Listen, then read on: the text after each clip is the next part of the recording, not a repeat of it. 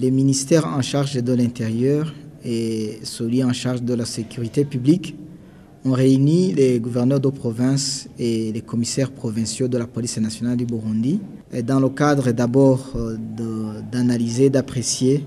l'état d'avancement de la situation sécuritaire est pris au niveau holistique, pas seulement la sécurité physique des biens et des personnes, mais la sécurité prise au niveau global de toute la vie du pays. Nous avons pu apprécier positivement le pas franchi par ces dirigeants et nous avons effectivement félicité ceux qui ont bien travaillé parce qu'ils doivent travailler en symbiose. Et effectivement, nous avons eu le temps aussi de donner des conseils à ceux qui auraient connu des problèmes ici et là dans la gestion commune de la situation au niveau des provinces respectives. Nous avons ciblé les deux parce que effectivement, la gestion de l'administration locale et la sécurité sont les grands piliers de la quadrilogie dans le cadre de la police de proximité.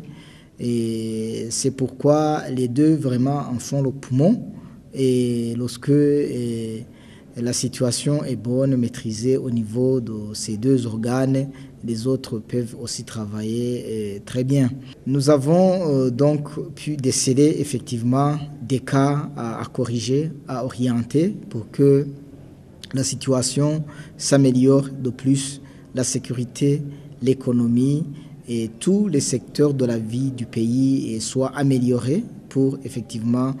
atteindre les objectifs visés par le gouvernement, qui est une sécurité pour tous et par tous,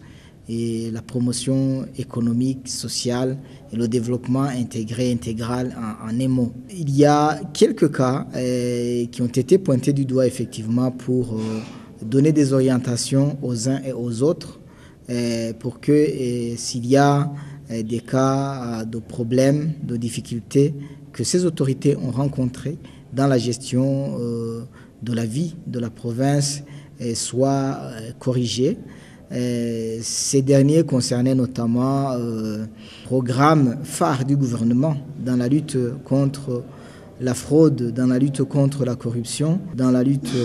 contre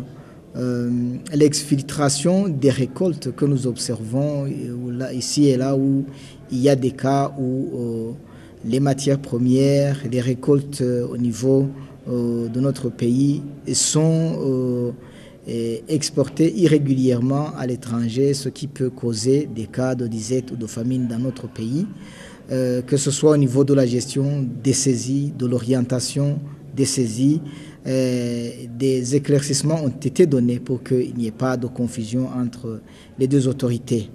Nous avons prodigué des recommandations allant à favoriser d'abord au niveau de l'administration territoriale qui a le grand rôle de coordonner tous les services déconcentrés de l'État au niveau de la province, d'assurer cette coordination en tant que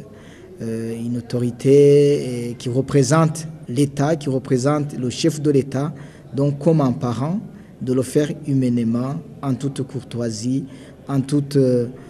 entente entre tous les collaborateurs, tels que se présentent les membres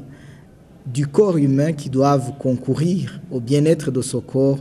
Et cette situation devrait être similaire au niveau de chaque province pour qu'effectivement il y ait une complémentarité. La deuxième recommandation, qui est une conséquence directe de la première, est celle de la collaboration qui doit caractériser tous ceux qui sont présents au niveau de la province pour qu'effectivement les choses peuvent se passer très bien en toute entente et la mise en œuvre des instructions sectorielles dans les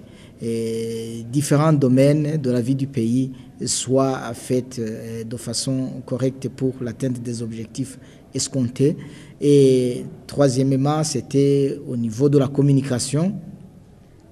Un homme non informé ne s'empêcherait de mal agir, donc il faut développer une communication régulière, efficiente et efficace pour que effectivement il n'y ait pas d'interférence, il n'y ait pas de facteurs exogènes qui puissent venir perturber la collaboration entre le commissaire provincial et le gouverneur de la province. Nous avons bâti donc un nouveau pas, un nouvel élan pour effectivement